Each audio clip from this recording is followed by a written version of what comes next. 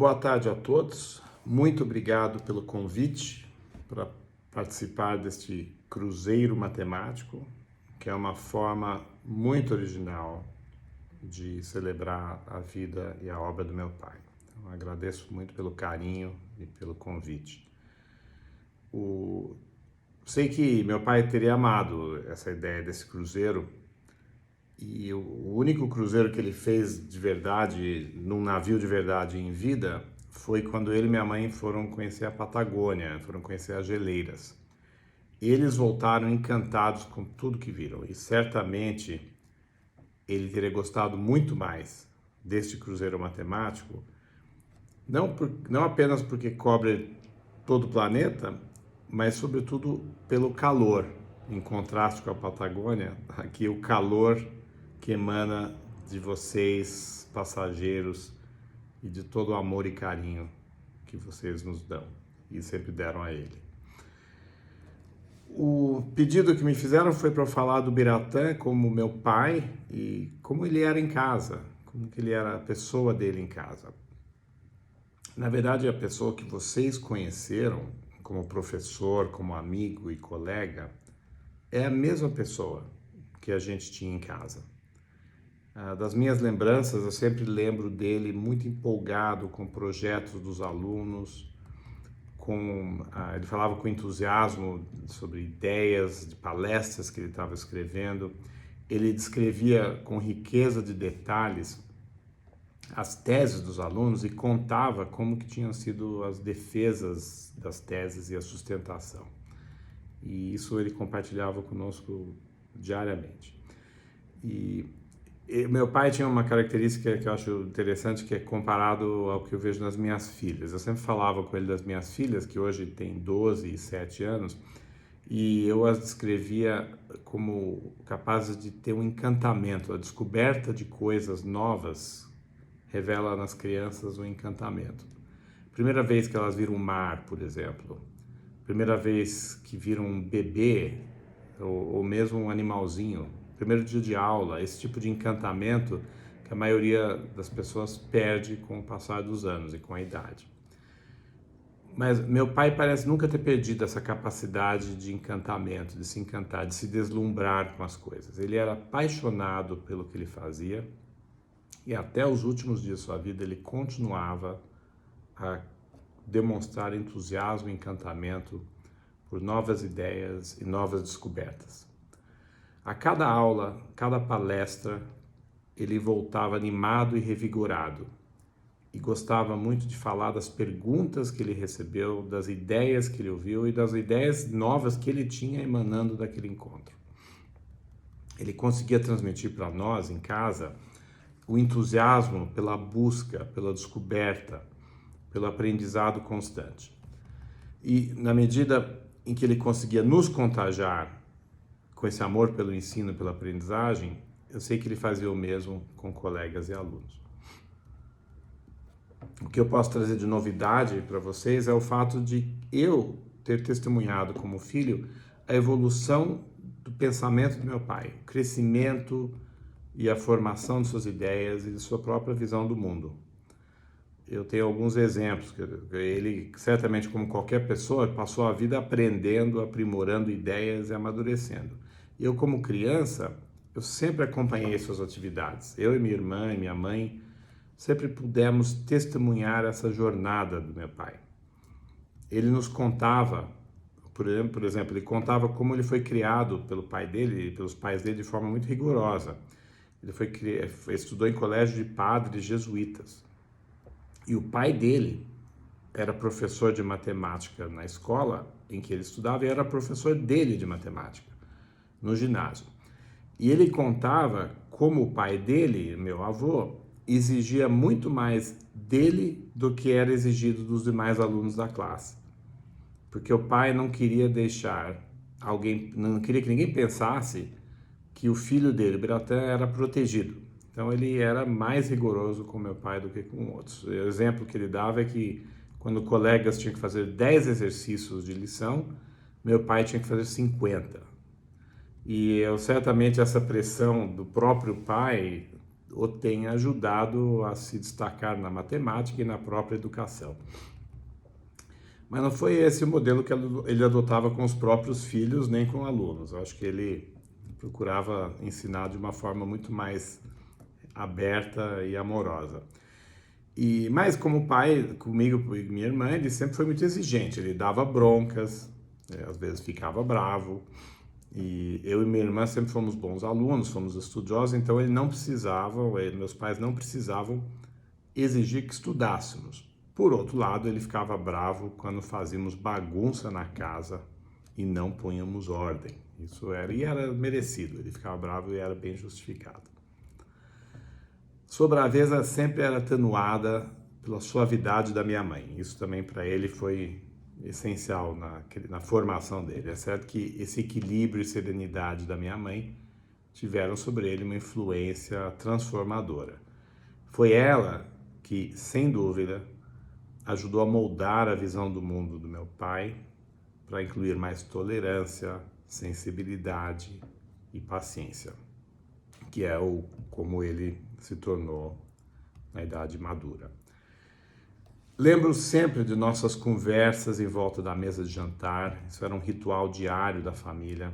Ele trocando ideias com a minha mãe sobre projetos, viagens, descobertas, leituras. Ambos sempre nos incentivaram muito a sermos abertos, curiosos e inquisitivos para descobrir coisas novas. Ele e minha mãe eram sempre, e acima de tudo, dedicados à família. Como ele viajava muito, o apoio da minha mãe permitiu que ele conseguisse desenvolver projetos dele ao redor do mundo sem jamais quebrar a nossa estrutura familiar. E essa parceria dos dois, que durou 63 anos, foi provavelmente o exemplo mais marcante de colaboração que eu e minha irmã pudemos testemunhar na vida. Lembro que quando eu tinha entre 5 e 9 anos, todos os sábados de manhã meu pai me levava de carro para a minha aula de violino. Nós morávamos nos Estados Unidos nessa época e ele dirigia 1 hora até lá, sentava para assistir a aula comigo durante 1 hora e depois voltávamos para casa. E no caminho de volta, eu invariavelmente ganhava uma recompensa, ganhava um milkshake do McDonald's, que era a grande recompensa de ter feito essa aula de violino. Então ele trazia incentivos junto com as cobranças. Ainda morando nos Estados Unidos, eu lembro que todos os domingos pela manhã, eu e minha irmã, na época tínhamos entre 6 e 8, 9 anos, nós íamos acordar o meu pai às 7 horas da manhã para chamá-lo para assistir conosco o desenho do Tom and Jerry, que passava na televisão. Ele pacientemente saía da cama, colocava roupão e chinelo e passava 1 hora inteira assistindo ao desenho animado conosco e depois, era domingo, ele voltava para a cama para dormir mais um pouquinho. Esse era o tipo de carinho e atenção que ele nos dava. E na adolescência, quando nós viemos morar no Brasil, em 1973, a nossa adaptação como crianças foi difícil. Naturalmente, nós levamos alguns meses para ajustar a escola, ao novo ambiente, à própria língua. E nesse período eu lembro muito bem, dele e minha mãe, ouvindo com infinita paciência nossas queixas sobre escola, sobre saudade dos amigos que nós tínhamos deixado nos Estados Unidos.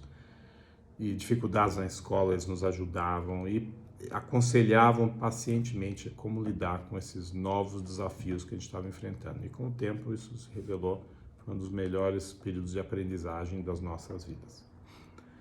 Lembro muito também da nossa viagem com meu pai à África.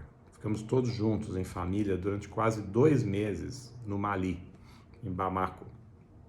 E o aprendizado dele durante esse período foi visível até para nós, crianças, porque ele nos mostrava tudo com o deslumbramento de uma criança. E com essa experiência, ele nos ensinou a questionar alguns paradigmas de nossa própria forma de vida, mostrando que havia outras religiões, outras formas de organização social, outras formas de estrutura familiar e mesmo outras formas de educação. Isso tudo nos ajudou, sem dúvida, desde crianças, a valorizar a diversidade e a respeitar outras formas de pensar. Da mesma forma como essa experiência moldou a visão de mundo do meu pai, ajudou a moldar nossa própria consciência como filhos e da minha mãe, com certeza. Mais uma experiência de impacto para eu mencionar foi o movimento Pugwash, da qual ele participou ativamente durante 10 anos, e nós pudemos participar do congresso internacional que ele trouxe para o Brasil. Ainda adolescentes, aquela experiência foi transformadora para todos e nos mostrou sentido, desde aquela época, sobre o que ele sempre falava, da importância da educação para a paz. Um monte de cientistas reunidos, pessoas, eminências do mundo inteiro, explicando as possíveis tragédias de uma guerra, e isso nos tocou muito e realmente influenciou a nossa visão de mundo. E eu lembro também na vida adulta, quando eu e minha irmã moravam nos Estados Unidos, sempre que meu pai viajava para um congresso ou um curso no exterior, ele dava um jeito de encaixar uma paradinha para visitar minha irmã em Bloomington, depois em Delaware, e eu, que passei muitos anos em Washington. Ele sempre dava uma passada lá e essas visitas eram memoráveis, porque tanto ele quanto minha mãe se integravam completamente nos nossos círculos de amigos e compartilhavam nossas atividades, nossas rotinas de vida nos Estados Unidos. E essas visitas nos encorajavam muito e nos davam uma renovada certeza de que tínhamos o apoio e o amor da família em todos os momentos.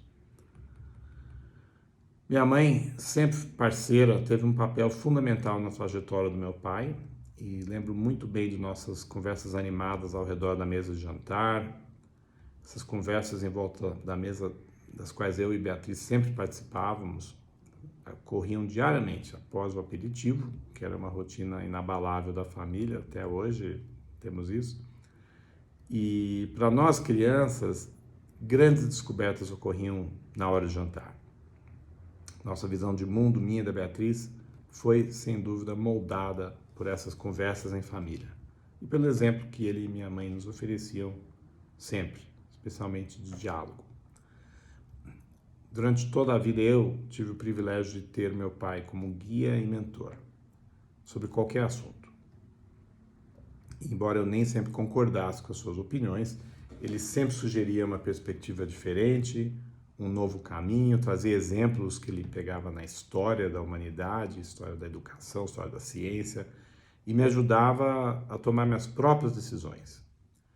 Ele me ensinou a duvidar, a questionar, a ouvir a perspectiva dos outros, especialmente a ter coragem de mudar de opinião. Essa, para mim, foi a maior sabedoria que eu aprendi com ele. Enfim, agradeço muito, mais uma vez, que esse cruzeiro tenha feito essa parada no porto da família D'Ambrosio. E eu, em nome de toda a família, agradeço de coração pelo amor e pelo carinho que vocês têm nos dedicado, pelo todo o amor e esse carinho que vocês dedicaram ao meu pai durante toda a vida e carreira dele. Desejo uma jornada muito proveitosa para vocês, um cruzeiro maravilhoso. Um grande abraço e até a próxima.